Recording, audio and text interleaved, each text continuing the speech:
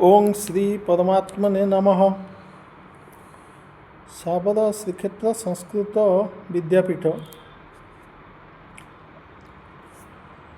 भगवत गीता सांख्य योग आमे गतकाली 50 श्लोक पर्यंत पढ़ी सांख्य योगर एवं सेठी आमे पढ़ी जे बुद्धियुक्त जहातिह उभे सुकृत दुष्कृते तस्माद् योगाय युज्यस्व योग कर्मसु कौशलम।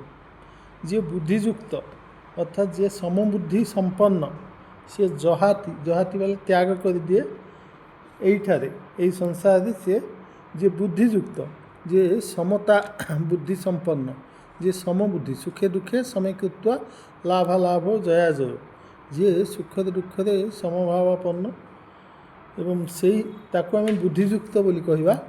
तेणु बुद्धि अर्थात समबुद्धि बुद्धियुक्त जी सी जहाति अर्थात त्याग कर दिए उभे सुकृत दुष्कृत उभय सुकृत और दुष्कृत को त्याग कर दिए एवं तेणु भगवान श्रीकृष्ण कहते तस्माद् योगाय युज्यस्व। तेणु तुम योगरे मनोयोगी हो। योग हूँ कर्मसु कौशल योग कर्म कुशलता अटे। एवं तापर आम 51 श्लोक पढ़ा।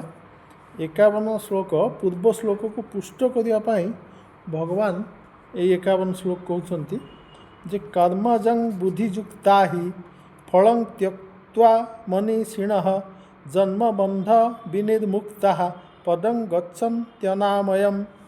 कर्मजं बुद्धियुक्ता ही फलं त्यक्त्वा मनीषिणः बुद्धियुक्ता बुद्धियुक्ता माने जो माने बुद्धियुक्त जो माने समबुद्धि संपन्न समता बुद्धि जो मानक रही से बुद्धियुक्त माने ही अर्थात कारण कारण बुद्धियुक्त माने कर्मजं फलम कर्मज माने कर्मरु जात होता कर्मरु जन्म नेउथुवा फल अर्थात कर्मफल को जितेबाला सुकृत दुष्कृत आम से जड़ित हो बा ता संगे संग रखू से आमको कर्मफल बंधन प्राप्त हुए। किंतु जितेबाला बुद्धियुक्त सी समबुद्धि संपन्न हो जाए एवं उभय सुकृत और दुष्कृत को सी त्याग कर दिए से कर्मजं फल ताकू लगे ना। कर्मजनित जो फल कर्मजनित फल ताकू बंधन करें ना। तेणु ये कहते बुद्धियुक्ता बुद्धियुक्ता माने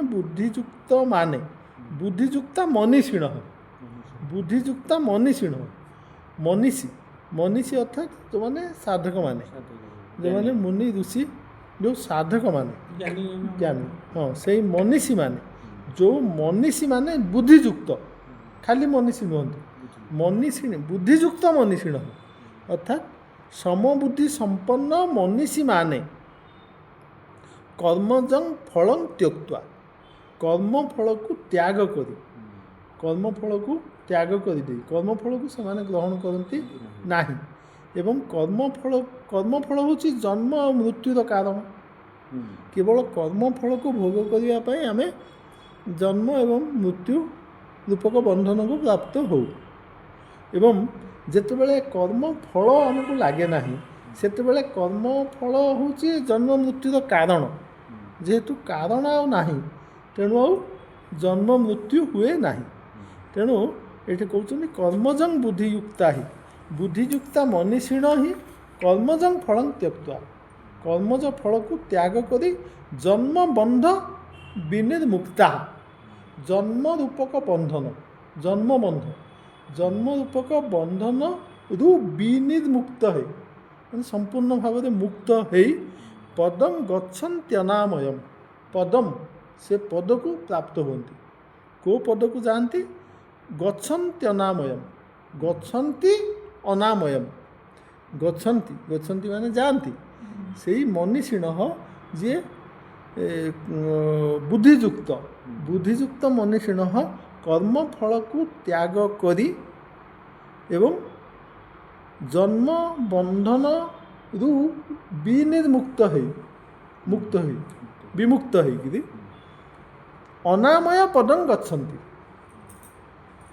पदं गच्छन्त्यनामयम् गच्छन्ति अनामयम् अनामयम् द्वितीय विभक्ति अनामय को पद को अनामय पद को जानती बा प्राप्त हुअन्ति अनामय अनामय बोले कौन जे से निर्विकार पद जे अनामय पद बोले जोटा निर्विकार पद बा से परम ब्रह्म जोटा अनामय पद तेणु से अनामय पद को अर्थात परम ब्रह्म को से प्राप्त हुअन्ति एवं कर्मफल को त्याग करी जन्म मरण रूपक बंधन तांको लागे नाही तापर से कहते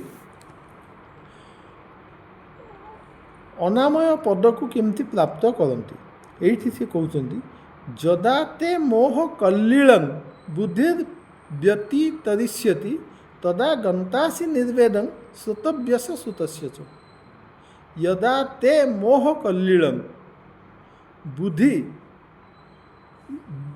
बुद्धिर व्यतितरिष्यति तदा गंतासि निर्वेदं श्रुतव्यस श्रुतस्य च एटा 52 नंबर श्लोक जदा जदा माने जेते बेले ते अर्थात तुमर जदा ते जदा बेले जेते बेले कदा बेले केते बेले सदा बेले सदा बेले जदा ते जेते बेले ते माने तब तबर गोटे अल्टरनेटिव शब्द है ते जदा ते जेते बेले तुमर मोह कल्लीलम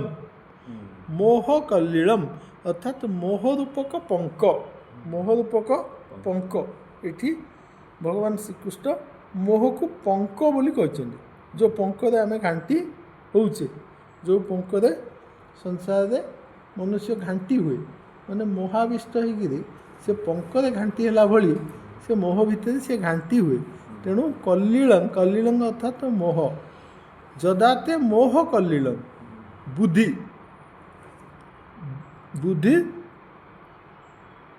व्यतितरिष्यति बुद्धि व्यतितरिष्यति अच्छा तरिष्यति माने पार होगा तो माने तरिबा नदी तरी जीवा पहरिकी पार होगा ये तरिष्यति किंतु सी कहते व्यतितरिष्यति बी अतितरिष्यति बी उपसर्ग अतितरिष्यति माने संपूर्ण भाव में पार कर संपूर्ण रूप से पार कर व्यतितरिष्यति पार कर जाए जमी यहाँ हूँ प्रेजेंट इंडेफिनाइट टेन्स जोटा पार कर जाए बालक पठती बालक पढ़े तेणु सेमती व्यतितरिष्यति जेतेबेले पार कर जाए जेतेबेले जदाते मोह कल्लीलं बुद्धि जेतेबेले तुमर बुद्धि ए मोह कल्लीलं मोह रूपक पंक को व्यतितरिष्यति विशेष भाव में पार करिजिवो तदा गंतासि निर्वेदम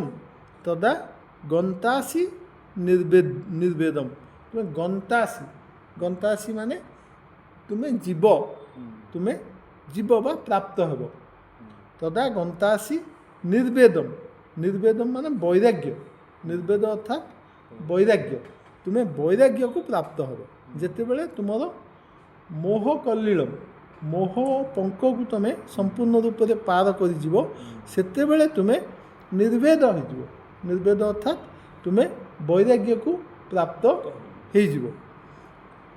एवं आमर ये भी कहुई जो योग सूत्र कौन हो वैराग्य द्वारा वैराग्याभ्याम अभ्यास वैराग्याभ्याम तन्निरोध आम जितेबले आम निरोध करवा चित्त को निरोध करवा चित्त निरोध केमती करवा चित्त निरोध अभ्यास वैराग्याभ्याम तन्निरोध अभ्यास एवं वैराग्य द्वारा ताकू निरोध करा जाई पारे हेले ये आम वैराग्य को प्राप्त होगा केतेबेले जेतेबेले आमर मोह कल्लीलं आमर बुद्धि ए मोह कल्लीलं को व्यतितरिष्यति जेतेबेले मोह रूपक पंख को पार कर सेतेबेले तदा माने सेतेबेले गंतासि निर्वेद तुम्हें निर्वेद को प्राप्त हेब एवं श्रुतव्यस श्रुतस्य च श्रोतव्यस श्रुतस्य च तमे जहाँ किछि शुणिच जहाँ किछि शुणिच श्रुत श्रुत माने जहाँ किछि शुणिच माने जहाँ किछि सुख विषय शुणिच से सबू जहाँ भोग विषय तुम शुणिच श्रुत से श्रुतरू मध्य तुम निर्वेद हो वैराग्य हो श्रोतव्य श्रोतव्य माने जहाँ शुणा को अच्छी श्रोतव्य माने जहाँ शुणा को अच्छी आम गंतव्य गंतव्य माने जोटा जीवाकू अच्छी किंतु जोटी जाइचे बेले सेटा होची गत तेणु श्रुत बेले जहाँ आम शुणीचे जहाँ सबू सुख भोग ये विषय विषय जहाँ सब आम प्राप्त होइछे सेगुड़ा सब श्रुत आ जोड़ा आम कहचे तुम स्वर्ग को जीव तुम वैकुंठ प्राप्त हम तुम यही सब हम सेगुड़ा हूँ श्रोतव्य तेणु श्रुत आ श्रोतव्य ए दुईटा जाक तो तुम वैराग्य आसीज तुम वैराग्य आसीज तुम जदि मोह रूपक पंख को तुम बुद्धि जदि ठीक भाव में पार कर तेणु से कहते जदाते मोह कल्लीलम बुद्धि व्यतीतरिष्यति तदा गंतासी निर्वेदम श्रोतव्यस श्रुतस्य च तापर 53 नंबर श्लोक से कहते श्रुति विप्रतिपन्नाते जदा स्थास्यते निश्चला समाधा बचला बुद्धि तदा योगमवाप्स्यसि श्रुति विप्रतिपन्नाते जदा स्थास्यति निश्चला समाधा बचला बुद्धि तदा योगमवाप्स्यसि श्रुति विप्रतिपन्ना विप्रतिपन्ना विप्रतिपन्ना माने होछि मतभेद विचलित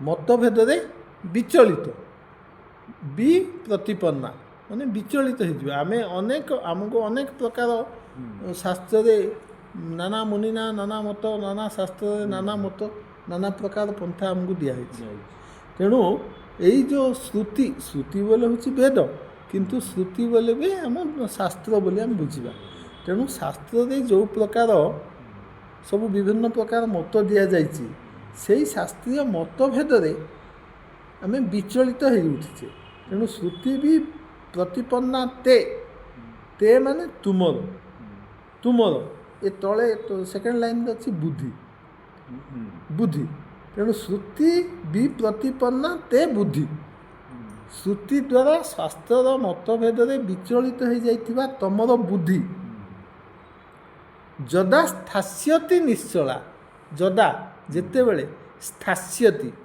स्थास्यति एटा लूट लकारे कह जाए स्था धातु बेले रहिबा स्था धातु बेले रहिबा तार लूट लकार प्रथम पुरुष एक वचन है स्थास्यति जेते बेले स्थास्यति जेते बेले रही जाए बा हेई जाए जेते बेले रही जाए निश्चल होगी रही जाए श्रुति भी प्रतिपन्ना ते बुद्धि श्रुति द्वारा विचलित होइथिबा तुमर बुद्धि जदा स्थास्यति निश्चला जेते बेले से निश्चल हो जाए एवं समाधा बचला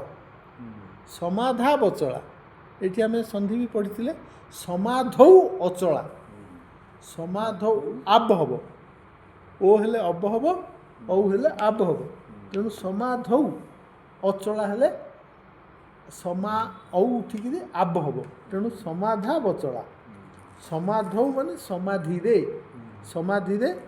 अचल समाधि अचल हो अर्थात आम कौन करवा समाधि अचल हो समाधि अचल हो माने ये आम परमात्मा ठारे आम स्थित हो श्रुति भी प्रतिपन्ना तुमर बुद्धि जेते बेले नाना प्रकार शास्त्रीय मतभेद विचलित होता बुद्धि जेते बेले तुमर निश्चल हो स्थिर हो एवं समाधि जेते बेले अचल हो बुद्धि ही तदा माने बुद्धि ही तदा तदा माने सेते बेले सेठी जदा अच्छी ये तदा तेणु जेते बेले निश्चल हो तदा सेते बेले जोगम अवाप्स्यसि जोगम अवाप्स्यसि जोगमवाप्स्यसि जोगम माने जोग को प्राप्त हो जोगम माने जोग को द्वितीय विभक्ति होची अवाप्स्यसि माने प्राप्त हो अवाप्स्यसि माने तुमे जेहेतु मध्यम पुरुष एक वचन होची अवाप्स्यसि पठसी जमी अवाप्स्यसि तुम जोग को प्राप्त हो जिते बड़े तुम बुद्धि तुम जो भ्रमित होता बुद्धि जिते बड़े समाधि अचल हो स्थिर हो तुम जोग है बोली बुझा हम एवं तुम से जोग को प्राप्त हम तापर एति सब कहला भगवान श्रीकृष्ण एति कहला अर्जुन को मन रे जिज्ञासा अर्जुन को मन रे जिज्ञासा आते स्थित प्रज्ञ कथा कहते जिते आम स्थित हो कथा प्रज्ञाशील हो कथा आमर बुद्धि स्थिर बुद्धि हो कथा एवं समतापूर्ण कथा ये सब कहला अर्जुन पचार अर्जुन उवाच अर्जुन बर्तमान कहते स्थित प्रज्ञ का भाषा समाधिस्थ केशव स्थितधि किं प्रभाषेत किमासीत ब्रजेत किम बर्तमान सी जो कहले एवं सी सब बोले जहाँ हम सी किमिति हम तार आकार कौन प्रकार कौन सी किमती चले किमती कथा कहे किमती बसे ए विषय अर्जुन आग्रह सृष्टि होती तेणु अर्जुन कहते स्थित प्रज्ञ का भाषा स्थित प्रज्ञ जो कहले आपण ये स्थित प्रज्ञ भाषा कौन अर्थात स्थित प्रज्ञ केमिति कहती समाधिस्थ केशव एवं जे समाधिस्थ तार मध्य लक्षण कौन स्थितधि किं प्रभाषित जे स्थितधि जे जार धी स्थित हो जाए स्थिर बुद्धि संपन्न सी कौ भली भाव कहे प्रभाषित माने कहे तेणु सी किमती भाव कहे किम आसीत क्यों भली भाव रहे आसीत आस धातु रहिबा किम आसीत किमती भाव रहे ब्रजेत माने चले किमिति सी चले अर्थात किमती सी व्यवहार करे ये सब विषय जानापी अर्जुन श्रीकृष्ण को पचारुंट जे हे केशव परमात्मा ठारे स्थित हो स्थिर बुद्धि युक्त मनुष्यर लक्षण कौन सी किमिति कहे एवं सी किमिति रहे एवं किमिति आचरण करे स्थित प्रज्ञ का भाषा भाषा कौन लक्षण कौन समाधिस्थ केशव समाधिस्तर समाधिस्थ माने समाधिस्थ स्थित प्रज्ञ भाषा कौन अर्थात लक्षण कौन हे केशव ये केशव संबोधन कर स्थितधि किं प्रभाषित स्थितधि कौन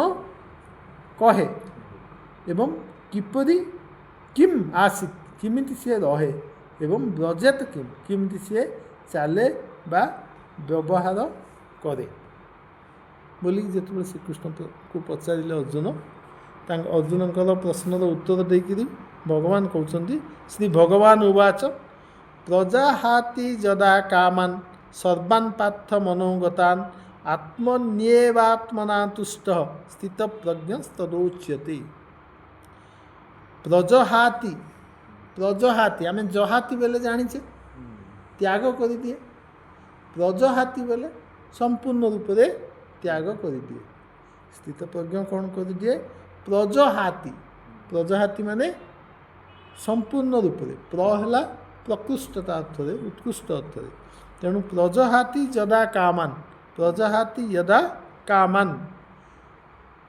जेतेबेले जेतेबेले यही जो साधक जे स्थित प्रज्ञ जे समाधिस्थ तेणु सी जेतेबेले प्रजहाति सर्वान् कामान प्रजहाति माने त्याग कर दिए सर्वान् कामान कामान बालकान बालक गुड़ी को कामान कामना गुड़ी को तार विशेषण है सर्व तेणु सर्वान् कामान सबु कामना गुड़ी को हे पार्थ से संबोधन कर तेणु हे पार्थ जेतेबेले साधक ସର୍ବାନ୍ କାମାନ୍ ପ୍ରଜାହାତି। କେଉଁ କାମନା ଗୁଡ଼ିକ? ମନୋଗତାନ୍। ମନୋଗତାନ୍ ମଧ୍ୟ ବିଶେଷଣ। ଏଇ କାମାନର ବିଶେଷଣ ବି ମନୋଗତା।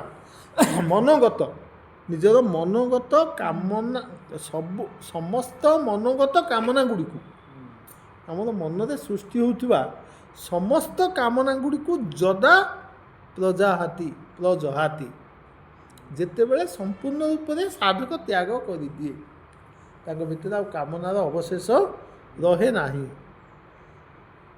ଆତ୍ମନ୍ୟେବାତ୍ମନା ତୁଷ୍ଟଃ। ଆତ୍ମନ୍ୟେବାତ୍ମନା, ଆତ୍ମନି ଏବ ଆତ୍ମନା, ଆତ୍ମନି ଏବ ଆତ୍ମନା। ଆତ୍ମନ୍ ଶବ୍ଦର ଆତ୍ମନ୍ ବୋଲେ ନିଜେ ସ୍ୱୟଂ, ଆତ୍ମନା ହେଉଛି ତୃତୀୟା ବିଭକ୍ତି ଏକବଚନ, ନିଜ ଦ୍ୱାରା। ଆତ୍ମନି ମାନେ ନିଜ ଠାରେ ସପ୍ତମୀ ବିଭକ୍ତି। ତେଣୁ ନିଜ ଠାରେ ନିଜେ ସନ୍ତୁଷ୍ଟ ରହେ। ଆତ୍ମନି ଏବ ଆତ୍ମନା ତୁଷ୍ଟ। ନିଜ ଠାରେ ହିଁ ନିଜେ ସନ୍ତୁଷ୍ଟ ରହେ। ଯେତେବେଳେ, ଏଇ ଯଦାଟା ସଦାବେଳେ ପାଇଁ ଲାଗିଛି, ଯେତେବେଳେ ହେ ପାର୍ଥ, ଯେତେବେଳେ ସାଧକ ମନୋଗତ ସମସ୍ତ କାମନାକୁ ତ୍ୟାଗ କରିଦିଏ ଏବଂ ନିଜ ଦ୍ୱାରା ନିଜଠାରେ ସନ୍ତୁଷ୍ଟ ରହେ। ନିଜ ଦ୍ୱାରା ନିଜଠାରେ ସନ୍ତୁଷ୍ଟ ରୁହେ। ସିଏ ଅନ୍ୟ କାହା ଉପରେ ଆଉ ନିର୍ଭର କରେ ନାହିଁ। କୌଣସି ବାହ୍ୟ ବସ୍ତୁ, ବାହ୍ୟ ବିଷୟ ଆଡ଼କୁ ଆକର୍ଷିତ ହୁଏ ନାହିଁ। ଆତ୍ମନ୍ୟେବାତ୍ମନା ତୁଷ୍ଟ, ନିଜଠାରେ ନିଜେ ସନ୍ତୁଷ୍ଟ ହୋଇକରି ରହେ ଏବଂ ମନୋଗତ ସମସ୍ତ କାମନାକୁ ତ୍ୟାଗ କରିଦିଏ। ସ୍ଥିତପ୍ରଜ୍ଞ ତଦୋଚ୍ୟତେ। ସ୍ଥିତପ୍ରଜ୍ଞ ତଦା ଉଚ୍ୟତେ। ସ୍ଥିତପ୍ରଜ୍ଞ ତଦୋଚ୍ୟତେ। ସ୍ଥିତପ୍ରଜ୍ଞ ତଦା ଉଚ୍ୟତେ। ସେତେବେଳେ ତାକୁ ସ୍ଥିତପ୍ରଜ୍ଞ କୁହାଯାଏ। ତେଣୁ ଭଗବାନ ଶ୍ରୀକୃଷ୍ଣ ଏଠି କହୁଛନ୍ତି, ସେ ଯେତେବେଳେ କହିଲେ ଯେ ସ୍ଥିତପ୍ରଜ୍ଞସ୍ୟ କା ଭାଷା ସମାଧିସ୍ଥସ୍ୟ କେଶବ। ତେଣୁ ଏଇ ଯେଉଁ ସମାଧିସ୍ଥ ସ୍ଥିତପ୍ରଜ୍ଞର କ'ଣ ଲକ୍ଷଣ ପଚାରିଲେ। ତେଣୁ ବର୍ତ୍ତମାନ ସ୍ଥିତପ୍ରଜ୍ଞ କାହାକୁ କୁହାଯାଏ, ସେ କହୁଛନ୍ତି ଶ୍ରୀକୃଷ୍ଣ ଅର୍ଜୁନଙ୍କୁ, ହେ ପାର୍ଥ, ପ୍ରଜହାତି ଯଦା କାମାନ୍ ସର୍ବାନ୍ ମନୋଗତାନ୍। ହେ ପାର୍ଥ, ମନୋଗତ ସମସ୍ତ କାମନାକୁ ସାଧକ ଯେତେବେଳେ ତ୍ୟାଗ କରିଦିଏ ଏବଂ ନିଜଠାରେ ନିଜେ ସନ୍ତୁଷ୍ଟ ହୋଇକି ରହେ, ତାକୁ ସ୍ଥିତପ୍ରଜ୍ଞ କୁହାଯାଏ। ସ୍ଥିତପ୍ରଜ୍ଞ କୁହାଯାଏ ମାନେ ଏଠି ସେ ଇଣ୍ଟ୍ରୋଡକ୍ସନ୍ କଲେ ସ୍ଥିତପ୍ରଜ୍ଞର। ସ୍ଥିତପ୍ରଜ୍ଞର ଇଣ୍ଟ୍ରୋଡକ୍ସନ୍ କଲେ। କାହାକୁ ସ୍ଥିତପ୍ରଜ୍ଞ କୁହାଯାଏ? ସ୍ଥିତପ୍ରଜ୍ଞ ତଦା ଉଚ୍ୟତେ। ସେତେବେଳେ ହିଁ ତାକୁ ସ୍ଥିତପ୍ରଜ୍ଞ କୁହାଯାଏ। ଯେତେବେଳେ ପର୍ଯ୍ୟନ୍ତ ସାଧକ ମନରେ ଟିକିଏ ମଧ୍ୟ କାମନା ଅବଶେଷ ଅଛି, ସେତେବେଳେ ପର୍ଯ୍ୟନ୍ତ ସିଏ ସ୍ଥିତପ୍ରଜ୍ଞ ନୁହେଁ। ଯେତେବେଳେ ସବୁ କାମନା ଗୁଡ଼ିକୁ ସିଏ ତ୍ୟାଗ କରିଦିଏ ଏବଂ ନିଜଠାରେ ନିଜେ ସନ୍ତୁଷ୍ଟ ହୋଇକି ରହେ। କାମନା ତ୍ୟାଗ କରିଦେଇକିରି ବଡ଼ କଷ୍ଟ ପାଇଲେ ବି ହେବ ନାହିଁ।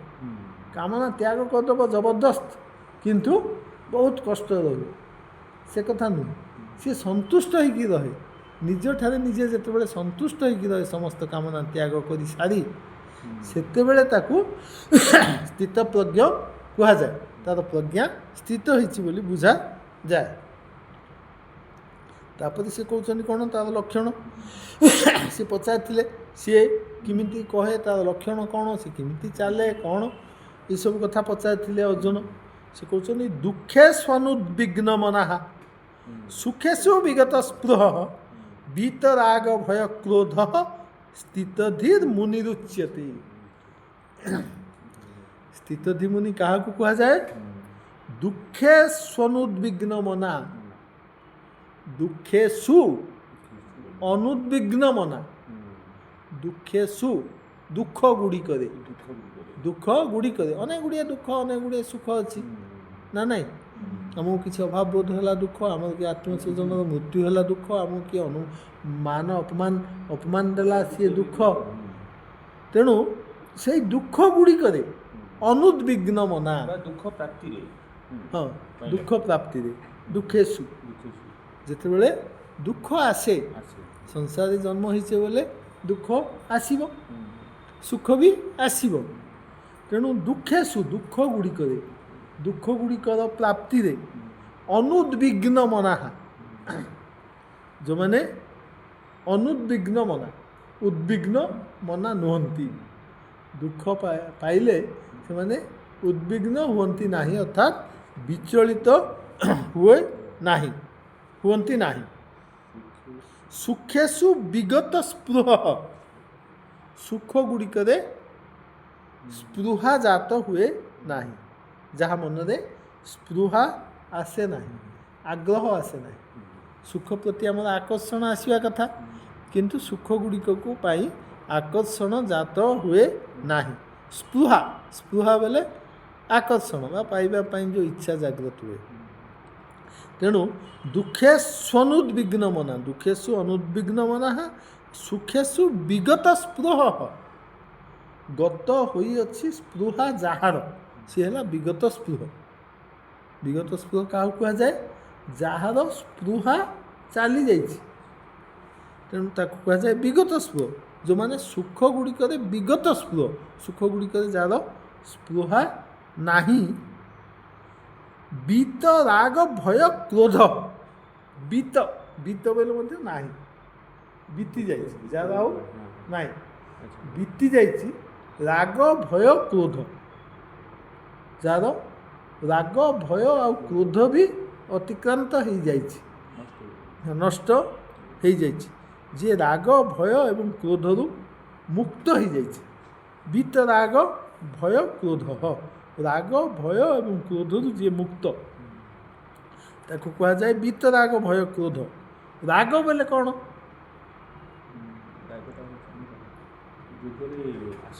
ଆସକ୍ତି ରାଗ ବୋଲେ ହେଉଛି ଆସକ୍ତି ରାଗ ବୋଲେ ରାଗିବା ନୁହେଁ ରାଗ ବୋଲେ ଅନୁରାଗ ଆଗ୍ରହ ଆସକ୍ତି ତାକୁ କୁହାଯାଏ ରାଗ ତେଣୁ ଯାହାର ଆସକ୍ତି ନାହିଁ ଭୟ ନାହିଁ ଆଉ କ୍ରୋଧ ବି ନାହିଁ ସେଇଭଳିଆ ସ୍ଥିତଧି ମୁନି ଯାହାର ସ୍ଥିତଧି ମାନେ ଯିଏ ସ୍ଥିର ବୁଦ୍ଧି ସ୍ଥିତ ହେଇଯାଇଛି ଯାହାର ଧି ମାନେ ବୁଦ୍ଧି ସ୍ଥିତ ହେଇଯାଇଛି ଯାହାର ବୁଦ୍ଧି ସେଇଭଳିଆ ସ୍ଥିତଧି ମୁନି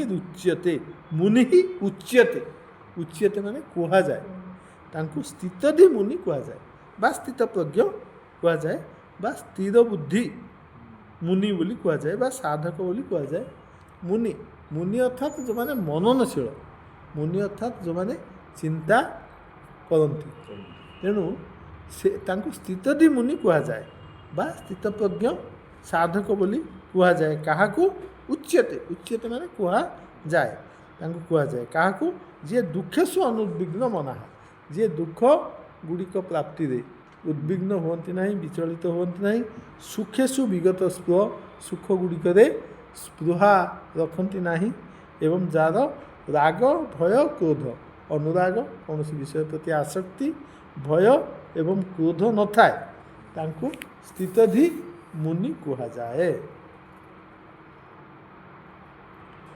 ପୁରାପୁରି ସିଏ ସ୍ଥିତପ୍ରଜ୍ଞର ଲକ୍ଷଣ ଗୁଡ଼ିକ ଏହି ଶ୍ଲୋକ ଗୁଡ଼ିକରେ ବର୍ଣ୍ଣନା କରୁଛନ୍ତି କାରଣ ଅର୍ଜୁନଙ୍କର ସେଇ ଗୋଟିଏ ଶ୍ଲୋକର ଉତ୍ତର ଦେବାକୁ ଯାଇ ଶ୍ରୀକୃଷ୍ଣ ଏହିସବୁ ଶ୍ଲୋକ ଗୁଡ଼ିକର ଅବତାରଣା କରିଅଛନ୍ତି 57 ନମ୍ବର ଶ୍ଲୋକ ଯଃ ସର୍ବତ୍ରା ନଭିସ୍ନେହ ତତ୍ ଯଃ ସର୍ବତ୍ରା ଅନଭିସ୍ନେହ ଯଃ ସର୍ବତ୍ରା ଅନଭିସ୍ନେହ তৎপ্রাপ্যম শুভাশুভম নাভিনন্দন্তি ন দ্বেষ্টি তস্য প্রজ্ঞা প্রতিষ্ঠিতা য সর্বত্রা নভিস্নেহ তৎপ্রাপ্য শুভাশুভম নাভিনন্দতি ন দ্বেষ্টি তস্য প্রজ্ঞা প্রতিষ্ঠিতা যহ মানে ଯେଉଁ ମନୁଷ୍ୟ ବା ଯେଉଁ ସାଧକ ଯେଉଁ ମନୁଷ୍ୟ ବା ଯେଉଁ ସାଧକ ସର୍ବତ୍ରା ନଭି ସ୍ନେହ ସର୍ବତ୍ରା ନଭି ସ୍ନେହ ସନ୍ଧି ବିଚ୍ଛେଦ କରନ୍ତୁ ସର୍ବତ୍ର ଅନଭିସ୍ନେହ ସର୍ବତ୍ର ଅନଭିସ୍ନେହ ଅନଭିସ୍ନେହ ବୋଲେ ন ଅଭିସ୍ନେହ ମାନେ ন ଆସକ୍ତ, ন ଅଭିସ୍ନେହ ମାନେ ন আসক্ত বা অনাসক্ত। সর্বত্র অনভিস্নেহ যে যহ সর্বত্র অনভিস্নেহ তৎ তৎ তৎ দুইটা অনভিস্নেহ তত্ত প্রাপ্যম শুভাশুভম দুইটা তৎ রয়েছে এটি সন্ধি বিচ্ছেদ হচ্ছে তত্ত অনভিস্নেহ তত্ত প্রাপ্য তত্ত মানে সেই সেই গুড়িক ହଁ ଯହ ସର୍ବତ୍ରା ଅନଭିସ୍ନେହ ତତ୍ତତ୍ ପ୍ରାପ୍ୟ ଶୁଭାଶୁଭମ୍ ଗୋଟିଏ ତତ୍ କୁହାହେଇନି ଦୁଇଟା ତତ୍ କୁହାହେଇଛି। ତେଣୁ ଏଠି ସ୍ନେହ ବିସର୍ଗ ରହିଲା, ତାପରେ ତ ରହିଲା, ତେଣୁ ସ୍ତ ହେଲା, ତାପରେ ଯେଉଁ ତ ରହିଲା ଆଉ ଗୋଟେ ତ ମିଶିକିରି ବଡ଼ ତ ହେଲା। ତେଣୁ ଯହ ସର୍ବତ୍ରା ଅନଭିସ୍ନେହ ତତ୍ତତ୍ ପ୍ରାପ୍ୟମ୍ ଶୁଭାଶୁଭମ୍ ଯିଏ ସବୁ ବିଷୟରେ ଯିଏ ସର୍ବତ୍ର ସବୁ ବିଷୟରେ ଅନଭିସ୍ନେହ ଅନାସକ୍ତ ଯାହାର କୌଣସି ସାଂସାରିକ କୌଣସି ବସ୍ତୁରେ ଆସକ୍ତି ନାହିଁ, ମୋହ ନାହିଁ, ଯାହା ସର୍ବତ୍ର କୁହାହେଇଗଲା। ତେଣୁ ଯିଏ ସବୁଠି ଅନଭିସ୍ନେହ ଅନାସକ୍ତ ତତ୍ତତ୍ ପ୍ରାପ୍ୟ ଶୁଭାଶୁଭମ୍ ବୋଲେ ତତ୍ତତ୍ ପ୍ରାପ୍ୟ ଶୁଭାଶୁଭମ୍ ବୋଲେ ଏଠି ଯାହା ତତ୍ତତ୍ ସେହି ସେହି ଶୁଭ ଅଶୁଭକୁ ସେହି ସେହି ଶୁଭ ଏବଂ ଅଶୁଭକୁ ପ୍ରାପ୍ୟ ମାନେ ପାଇ ସେହି ସେହି ଶୁଭ ଅଶୁଭକୁ ପାଇ ପାଇ ଯିଏ ସର୍ବତ୍ର ଅନଭିସ୍ନେହ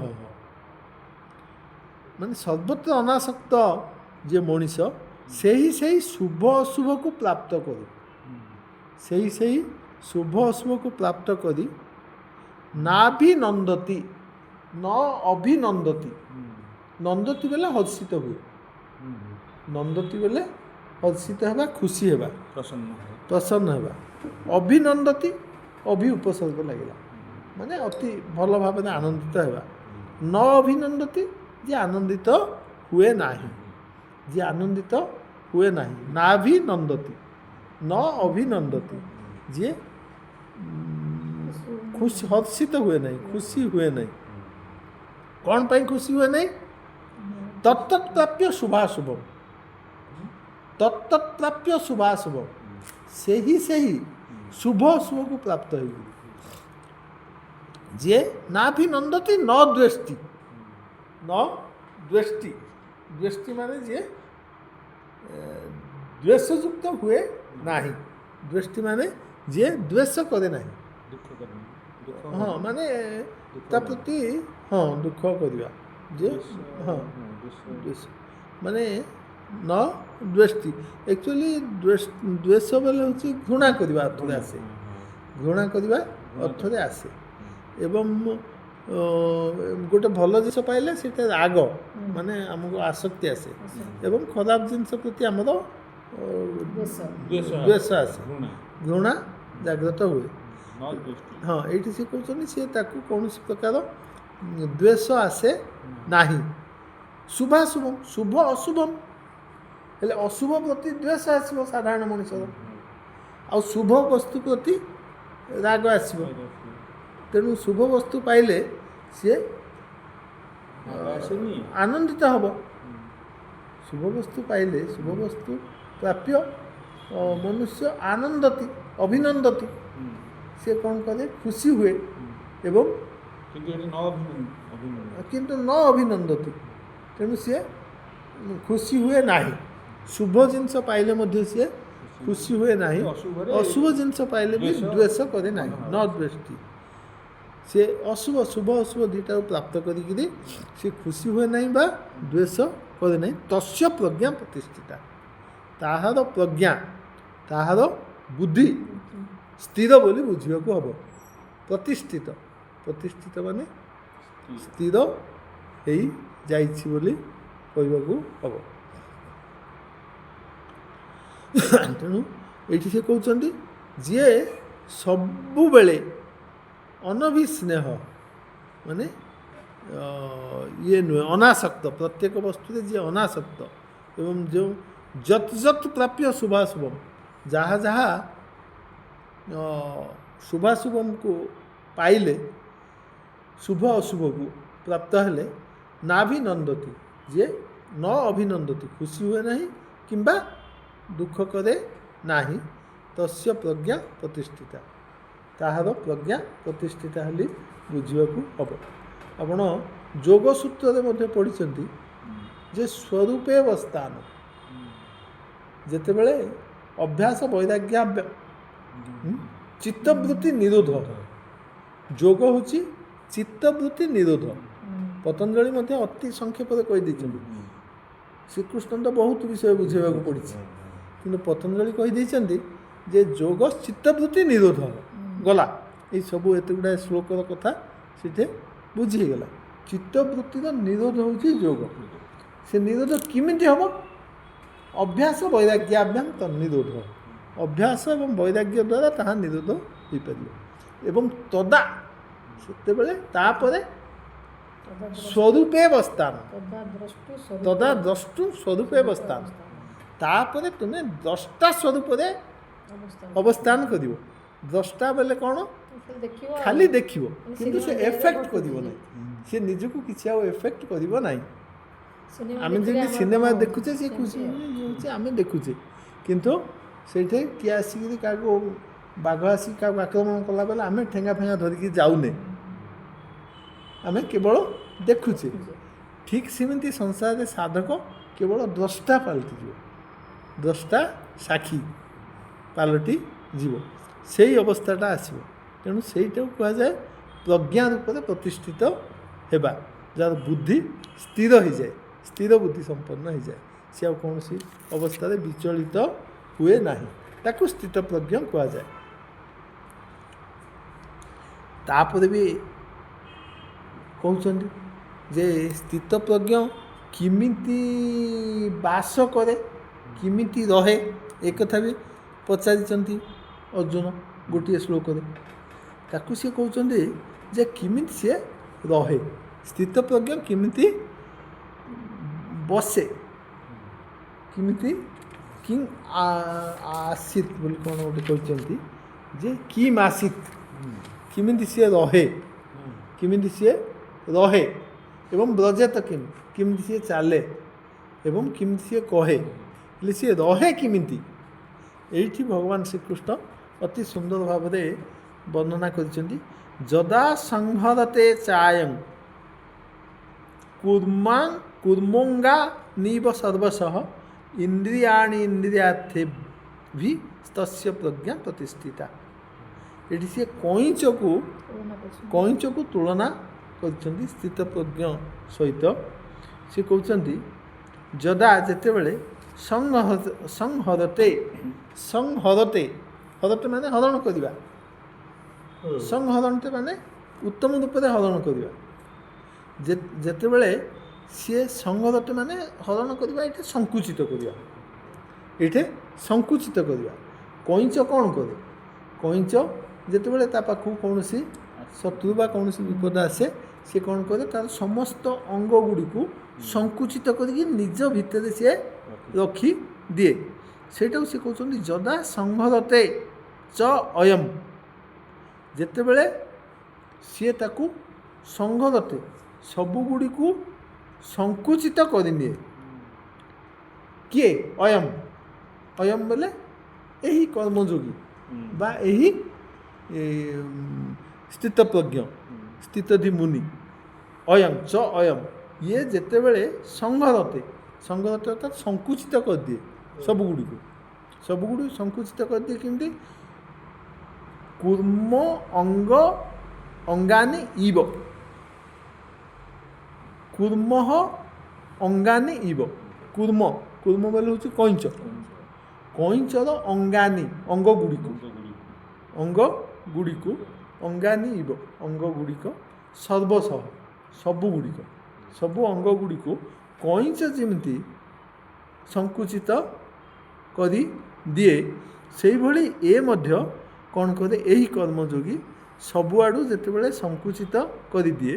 ଇନ୍ଦ୍ରିୟାଣି ଇନ୍ଦ୍ରିୟାର୍ଥେଭ୍ୟଃ, ଇନ୍ଦ୍ରିୟାଣି ଇନ୍ଦ୍ରିୟାର୍ଥେଭ୍ୟଃ ତଦା ପ୍ରଜ୍ଞା ପ୍ରତିଷ୍ଠିତା।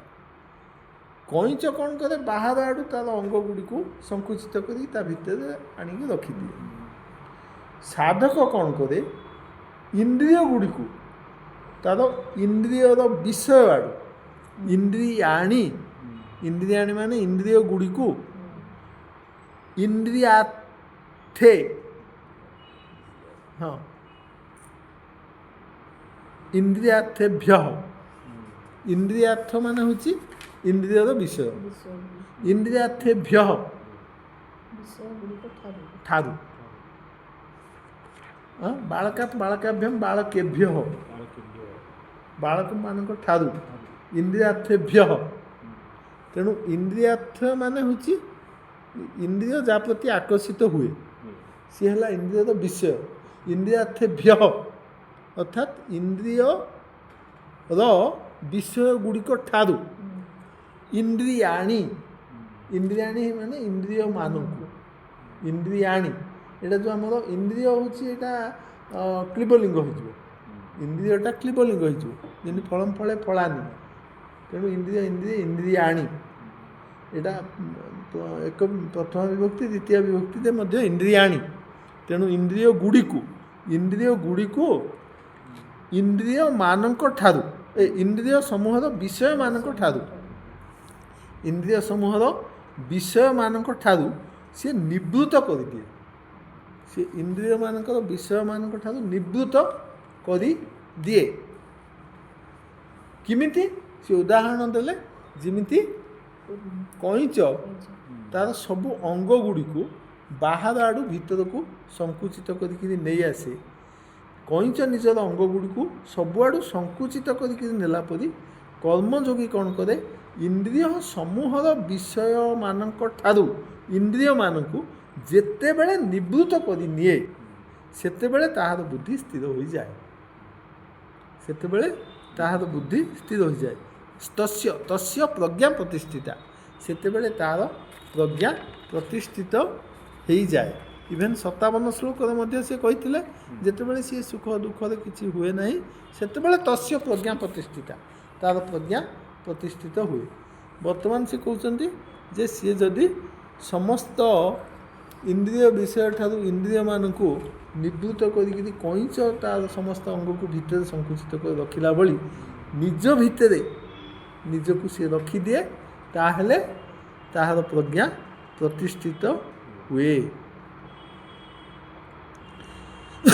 କିନ୍ତୁ ଏଇଠି ତାପର ଶ୍ଲୋକରେ 59 ନମ୍ବର ଶ୍ଲୋକରେ ସେ କହୁଛନ୍ତି ଯେ କେବଳ ବିଷୟଠାରୁ ଜବରଦସ୍ତ ଯଦି ଆମେ ଟାଣି ଆଣିବା, ତାମାନେ ଆମର ଇନ୍ଦ୍ରିୟ ଗୁଡ଼ିକୁ ଜବରଦସ୍ତ ଆମେ ଯଦି, ସେ କଇଁଚର କଥା କହିଲେ, ହେଲେ କଇଁଚ ତାକୁ ଟାଣିକିରି ଆଣୁଛି ତାର ମାଂସପେଶୀ ଦ୍ୱାରା।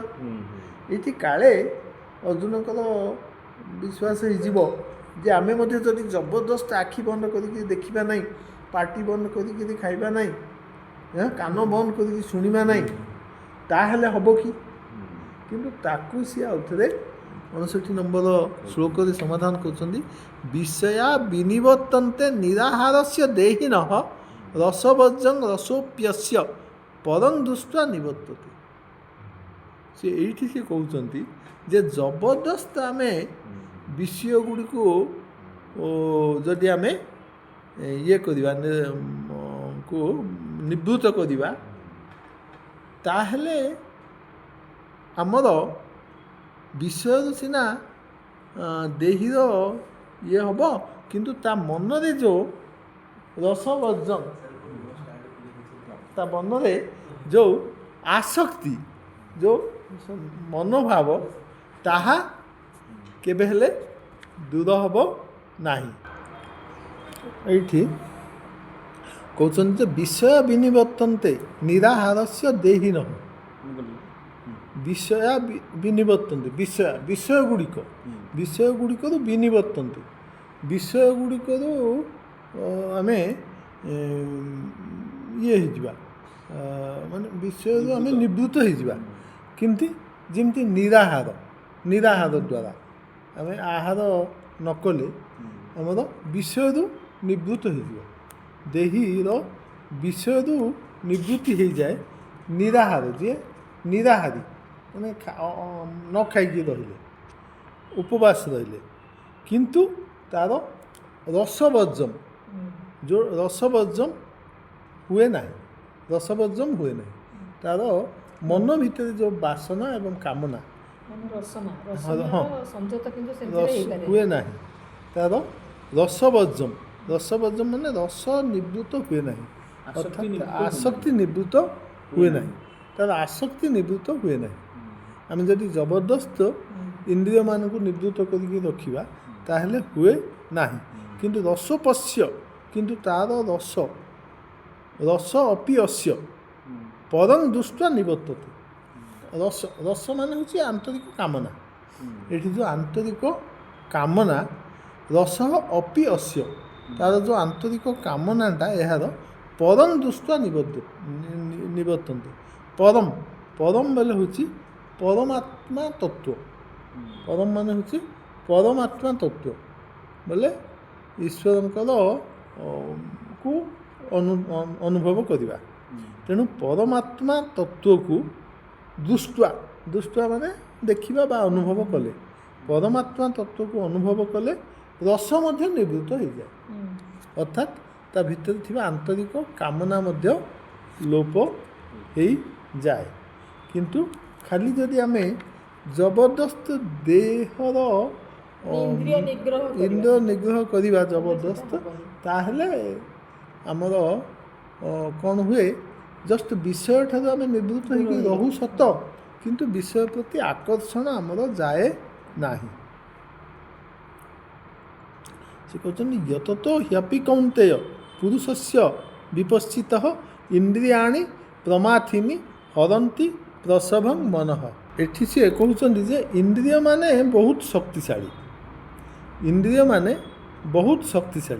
ଏଠି ସେ କହୁଛନ୍ତି ୟତତ ହ୍ୟପି କୌନ୍ତେୟ ପୁରୁଷସ୍ୟ ବିପଶ୍ଚିତଃ ଇନ୍ଦ୍ରିୟାଣୀ ପ୍ରମାଥିନି ହରନ୍ତି ପ୍ରସଭଂ ମନ। ତେଣୁ ହେ କୌନ୍ତେୟ, ହେ କୁନ୍ତିପୁତ୍ର, ହେ କୁନ୍ତିନନ୍ଦନ, ଏହାର କାରଣ ହେଉଛି ୟତତଃ ମାନେ ୟତତ ମାନେ ପ୍ରଯତ୍ନଶୀଳ ବା ଯତ୍ନଶୀଳ ପୁରୁଷର ମଧ୍ୟ ଏବଂ ବିପଶ୍ଚିତ ଅର୍ଥାତ୍ ବିଦ୍ୱାନ ପୁରୁଷ, ଯିଏ ବିପଶ୍ଚିତ ମାନେ ଯିଏ ବିଦ୍ୱାନ ପୁରୁଷ, ଯିଏ ଜ୍ଞାନୀ ପୁରୁଷ, ତାର ମଧ୍ୟ ଇନ୍ଦ୍ରିୟାଣୀ ପ୍ରମାଥିନି ହରନ୍ତି ପ୍ରସଭଂ ମନ, ତାହାର ମଧ୍ୟ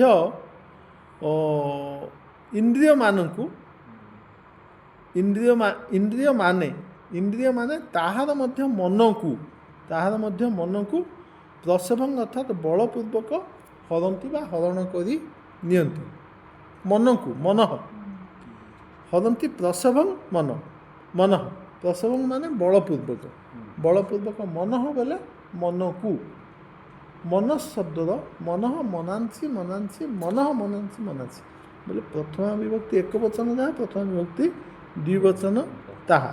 ତେଣୁ ମନଃ ଅର୍ଥାତ୍ ମନକୁ, ୟତତଃ ମାନେ ଯତ୍ନଶୀଳ, ହ୍ୟପି ମାନେ ହି ଅପି ମଧ୍ୟ, କୌନ୍ତେୟ ମାନେ ହେ କୁନ୍ତିନନ୍ଦନ, ପୁରୁଷସ୍ୟ ୟତତଃ ପୁରୁଷସ୍ୟ ଆଉ ବିପଶ୍ଚିତଃ ଅର୍ଥାତ୍ ବିଦ୍ୱାନ ଏବଂ ପ୍ରଯତ୍ନଶୀଳ ପୁରୁଷର ମନକୁ ମଧ୍ୟ ଇନ୍ଦ୍ରିୟମାନେ ବଳପୂର୍ବକ ହରଣ କରି ନିଅନ୍ତି। ଜଣେ ବିଦ୍ୱାନ ହେଲା ବା ଜ୍ଞାନୀ ହେଲା, ତେଣୁ ଯେ ସିଏ ଇନ୍ଦ୍ରିୟର ବଶବର୍ତ୍ତୀ ନ ହେବ ସେ କଥା ମଧ୍ୟ ଆମେ କହିପାରିବା ନାହିଁ, କାରଣ ଇନ୍ଦ୍ରିୟମାନେ ହେଉଛନ୍ତି ପ୍ରମାଥିନି ମାନେ ବହୁତ ଶକ୍ତିଶାଳୀ, ଏବଂ ସେମାନେ ସେଇ ବହୁତ ଶକ୍ତିଶାଳୀ ହେଇଥିବାରୁ ସେ ଇନ୍ଦ୍ରିୟମାନେ ବିଜ୍ଞ ଏବଂ ଯତ୍ନଶୀଳ ପୁରୁଷର ମନକୁ ମଧ୍ୟ ବଳପୂର୍ବକ ହରଣ କରି ନିଅନ୍ତି।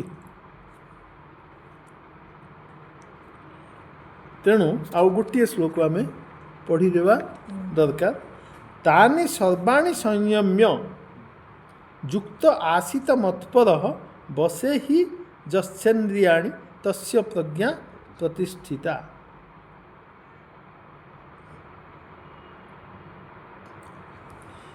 ତାନି ସର୍ବାଣୀ ସଂଯମ୍ୟ ସେହି ସବୁଗୁଡ଼ିକୁ ସଂଯମ କରି ଯିଏ ଯୁକ୍ତ ଆଶିତ ଆଉ ମତ୍ପର ମାନେ ହେଉଛି ମୋର ଟିକେ ଯେ ତାନି ସର୍ବାଣୀ ସେହି ସବୁଗୁଡ଼ିକୁ ସଂଯମ କରି ଯୁକ୍ତ ହେଇ ମାନେ ଈଶ୍ୱରଙ୍କ ସହିତ ଯୋଡ଼ି ହେଇ ଆଶିତ ମାନେ ଯିଏ ରହେ ଆଉ ମତ୍ପର ମାନେ ମତ୍ପରାୟଣ ବୋଲେ ଏଇଠି ଯେ ଶ୍ରୀକୃଷ୍ଣ ମତେ ବୋଲି କହୁଛନ୍ତି ସେ କଥା ନୁହେଁ।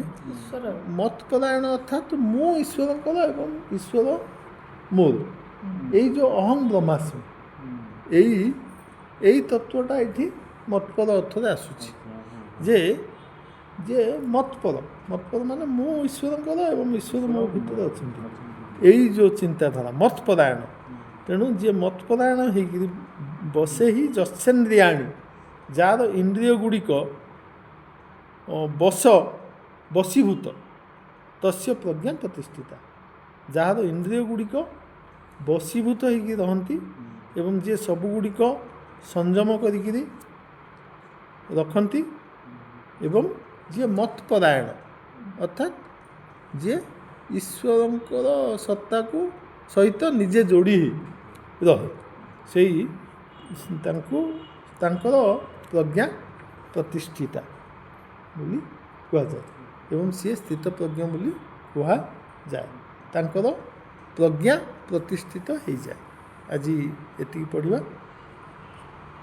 ଧନ୍ୟବାଦ।